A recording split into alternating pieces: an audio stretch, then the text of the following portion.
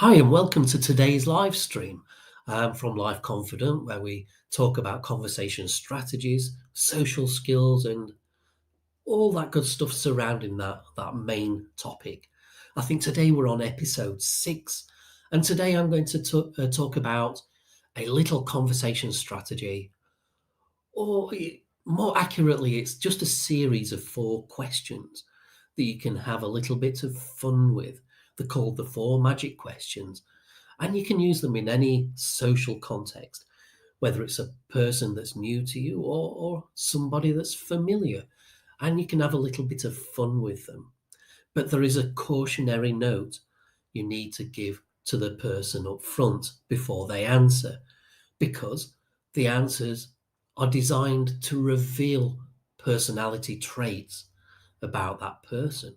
And so if you're asking the questions and you're not giving them that warning, then they're revealing things about themselves that they may not want to give away.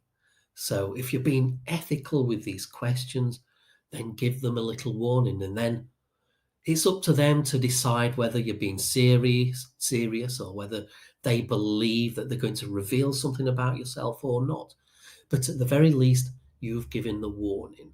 If you don't give that warning, then it's you've been a little bit deceitful, and you're obtaining some information deceitfully. And if you're doing that, then you're probably going to use the information in a little bit of a manipulative way, maybe. So just be the good guy, the good girl, and give a warning up front. As you'll soon see in a minute, the questions sound quite innocent, but the answers do reveal. And I've tested it on myself, and I've tested it with a few friends, and the feedback is always the same. It's quite shocking how accurate the meaning behind the answers relates to the person that gave the answers. So what we'll do, we'll go through the questions first, one at a time, and it might be useful if you try to answer the question for yourself as we go. And then we'll go through the questions again, and I'll reveal the meaning behind the answers. And then you can decide for yourself whether the answers you gave to yourself in your own mind relate to the meaning behind the questions. How accurate were the two? How well do they connect up? And then you'll be able to use that as a benchmark yourself in how much you believe in these 4 magic questions. And at the best, the person will answer the questions, and they'll be shocked at the answers, and they'll be amazed, and they'll be really, you'll really have a good time over it. And at worst, you just had you spend a few minutes, you've had a bit of fun with it, and maybe their answers weren't particularly accurate, but you had a good laugh over it anyway, and you've broken the ice in whatever scenario you're in, especially if you're on a first date. It's a great icebreaker, a great way to really warm up the conversation. And with Valentine's Day being only a week away at the time of this live stream, you might be watching this retrospectively, in which case you can still use it on dates or whatever. But right now, at the time of this recording, Valentine's Day is only a week away. So familiarize yourself with the questions if you've got a date lined up, and get prepared to use them. Okay, so let's get straight into it. The first of the 4 magic questions. Imagine you're in a room. It's a white room. There's nothing else there. It's just you in a white room. Everything is white. How do you feel? That's question number 1. I'll just give you a second to process that and really get a feel for it. How do you feel? Imagine yourself standing in that white room. How do you feel about it? Okay, question number 2. What's your favorite color? And how does that color make you feel?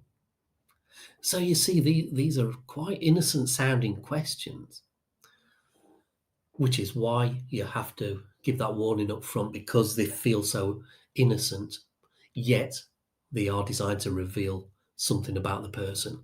So answer that question for yourself in your own mind. What's your favorite color? And how does that color make you feel? Number 3, what's your favorite animal? And what qualities do you see that animal as having? So While I'm waiting for you to process that question and answer it in your own mind, I'll give you an example.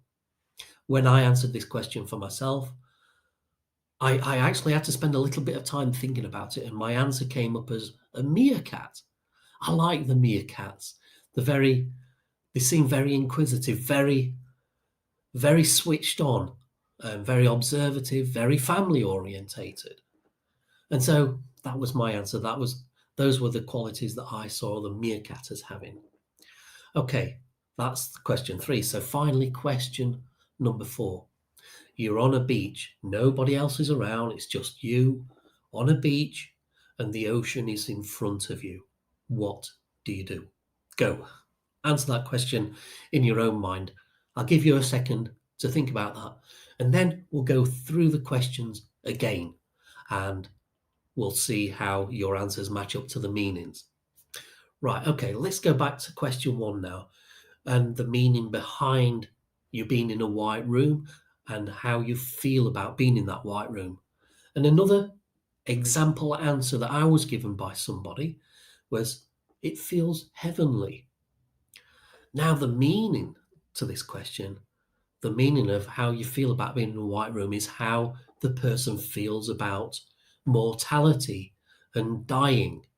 So I'm not 100% convinced this is a great question for being on a first date, but hey, I didn't design these questions. So that's question 1 done and dusted in a nutshell. How do you feel about when you're in a white room? How does it make you feel? One example question I was given was, it feels heavenly. That wasn't my response to the question. But what was your response, and does it match up to the meaning behind the question? Question number 2, what's your favorite color and how does it make you feel? Another example another example answer that I was given was the color green. It makes me feel minty fresh. That is a genuine response I was given by somebody else to this question. Now, the meaning behind the question is how the person feels about themselves. So their answer is designed to reveal how they feel about themselves. So this person that responded minty fresh, that's how they felt about themselves. They saw themselves as a fresh person and minty fresh. Great, a great quality, I think. Question number 3, animals. What's your favorite animal? And what qualities do you see it as having? Now, I answered meerkat. That was an example answer from me. And some qualities were very inquisitive, very paid attention a lot. Now, I struggled with this answer. I had to think about it quite a bit. My favourite animal, there's lots of animals that I like. I do like animals, cats, dogs, any animal. So I found it very hard to choose one in particular. So whatever animal you chose and whatever qualities you see that animal as having, the meaning behind this is how your friends view you. So in question 2, it was about how you viewed yourself. Question 3 is designed to reveal how your friends feel about you, how they view you. The qualities that you recognize in an animal, that's the qualities they recognize in you. So how close are we to the mark on this one? All right, so question 4, final question. So you're on a beach, nobody else is around, you've got the ocean in front of you. What do you do? Example answer, again, a genuine answer I was given. I would sit back and let the breeze wash over me. That was an answer I was given by someone else. The answer that I gave to it was that I would run into the sea. I visualized a nice white sand beach, and the ocean was in a tropical setting, and I imagine the sea would be very warm, and I just wanted to dive into it. It was a lovely sunny day. The sun was sparkling on the sea, and it was very inviting, and I wanted to just dive in, and that was my answer. So the meaning to the answer is how you feel about love. So the example answer I was given from someone else was that they would sit back and let it wash over them. Great, relevant answer for me, I would dive straight in. That's very relatable to me, um, and quite accurate, actually. So, how accurate was your answer for you? And how accurate were these four answers and questions in general? Are they four magic questions or are they just a little bit of fun? That's for you to decide. But the general consensus is that they are quite accurate and quite close to the truth, which is something that I was amazed with time and time again as I've tried these questions out, and the feedback has come back as quite shocking. And when you ask other people these questions, you may get quite a shocked response back, or at the very least, you're going to lighten the mood, and it's going to be a very light mood from there on, and it's only for you to ruin the mood after that. So you've set up the date to have a great date. It's up to you to keep it going after that. I've given you the four magic questions. I hope you go out and use them and have a great date or a great day wherever you use them in whatever context. And do comment on this live stream and let me know how it went. What kind of responses did you get from the four questions? So that's it. I'm going to wrap up this live stream for now, for today. I'll be back on another one in a few days' time. If you sign up to the lifeconfident.com/live stream, you'll get to see all the previous live streams I've done and also the PDFs that I create to go along with them, which are just basically notes you could download and print it off. You could upload it to your mobile phone and keep it on your notes for reference. It might be very useful with this one if you want. I'll make a PDF and you'll be able to upload it to your phone and keep as a little reference on your phone if you want to remind yourself of what the four questions were and what the meanings behind the questions are. So I'll do that. If you register, again, it's lifeconfident.com/live stream.